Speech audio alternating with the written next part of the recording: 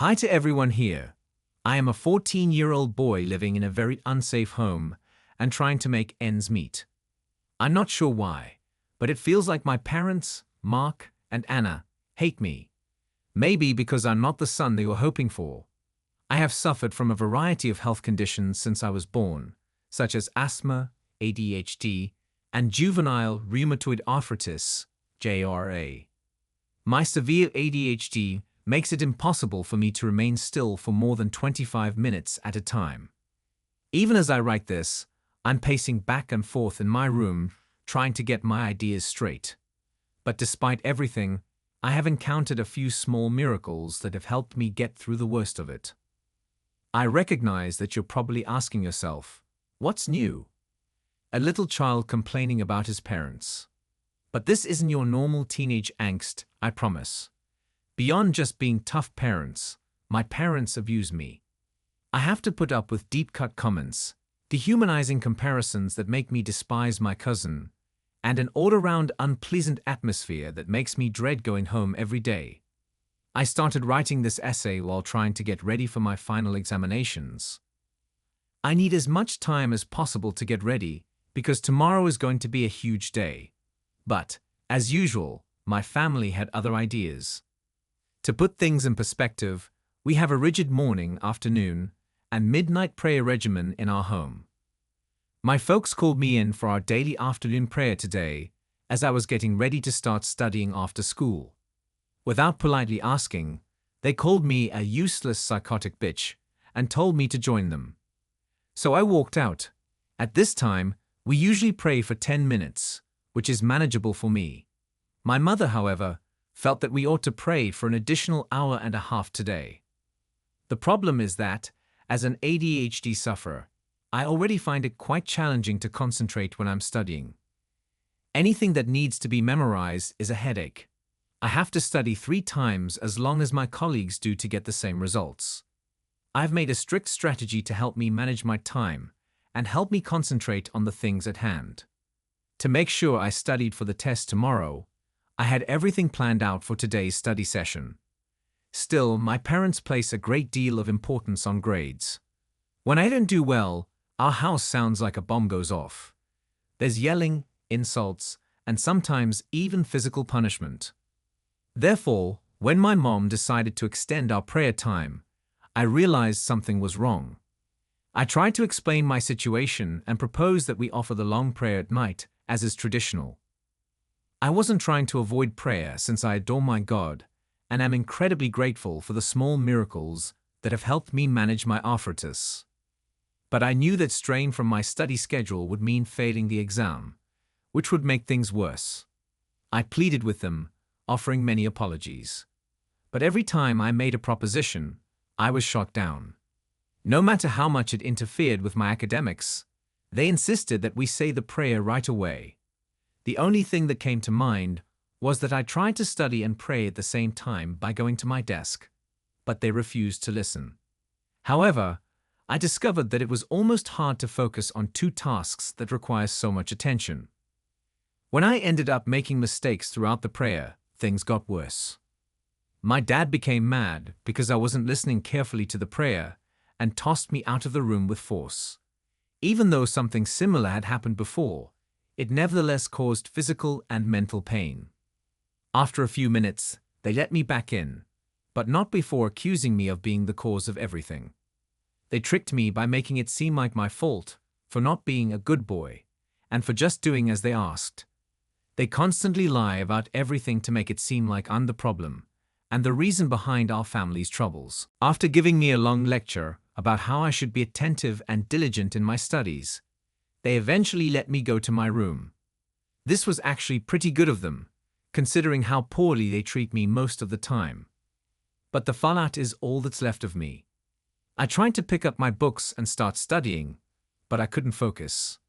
My mind was racing, reviewing everything that had transpired in the last moment, and I was afraid of what would happen if I failed the exam tomorrow.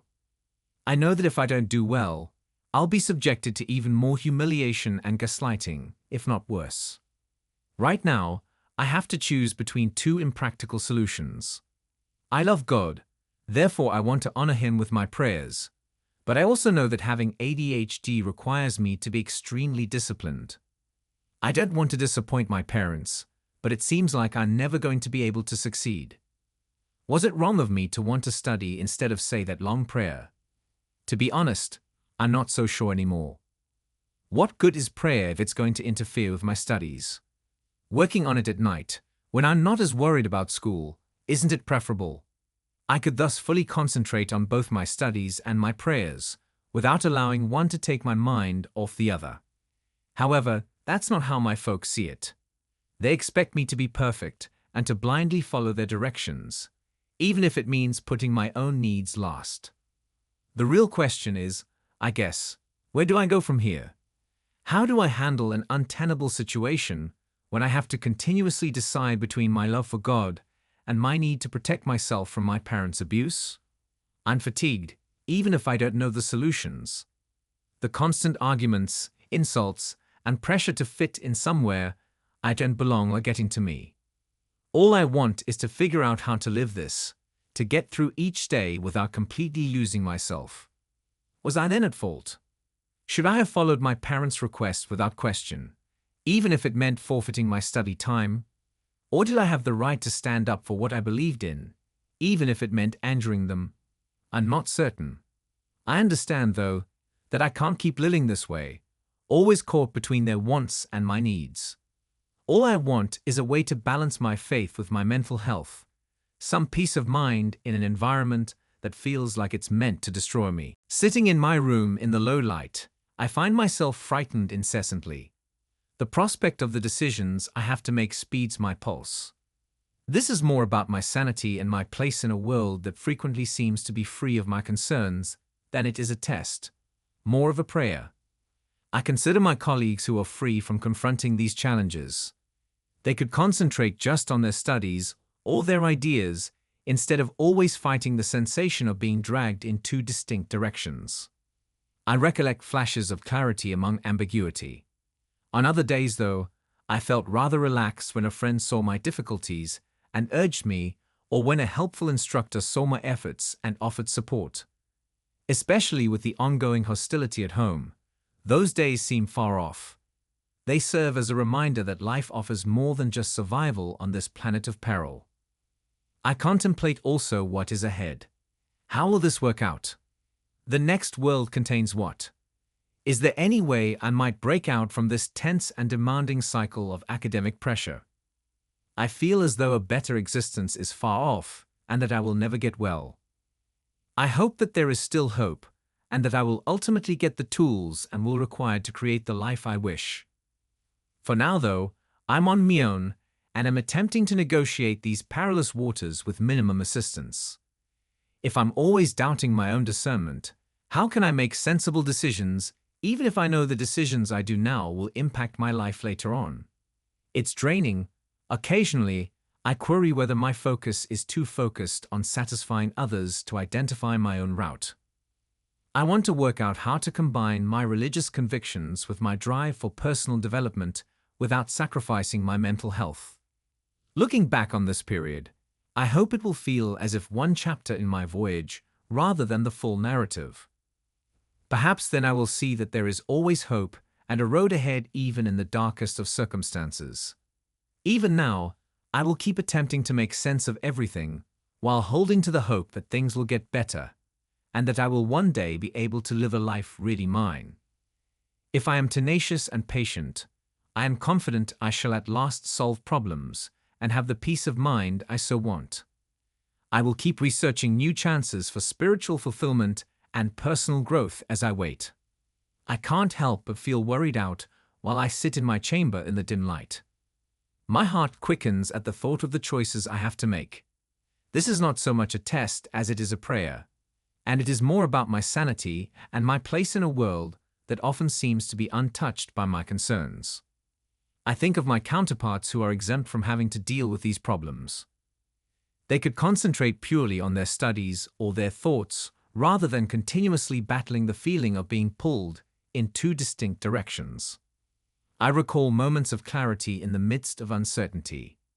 But on other days, like when a buddy noticed my struggles and encouraged me, or when a supportive instructor witnessed my attempts and gave me encouragement, I felt really at ease. Those days feel so far away, particularly with the continuous animosity at home. They remind us that there's more to life than just getting by in this perilous planet. I also ponder about what is coming up. What will be the trajectory of this? What awaiting me in the afterlife? Is there a path out of this abusive and punishing cycle of academic pressure for me? I feel like I'll never get better, and that a better existence is so far away. I'd like to believe that there is still hope, and that I will ultimately acquire the strength and resources necessary to design the existence I want. However, for the time being, I'm on my own, and am attempting to navigate these dangerous waters as little as possible with assistance. Even if I know that the choices I make today will affect my life later on, how can I make wise choices if I'm continually questioning my own judgment? It's exhausting, and sometimes I question if my attention is too diverted toward meeting the expectations of others to recognize my own path. I want to discover a way to integrate my religious beliefs with my desire for personal growth without compromising my mental well-being. I hope that when I look back on this period, it will seem like a single chapter in my journey rather than the whole story. Maybe then I'll comprehend that even in the worst of situations, there's always hope and a way forward. I will continue to attempt to make meaning of everything, even while I cling to the hope that things will improve, and that I will one day be able to live a life that is truly mine. I am confident that if I am persistent and patient, I will ultimately figure things out and have the peace of mind I want. While waiting, I shall keep looking into new opportunities for spiritual fulfillment and personal development.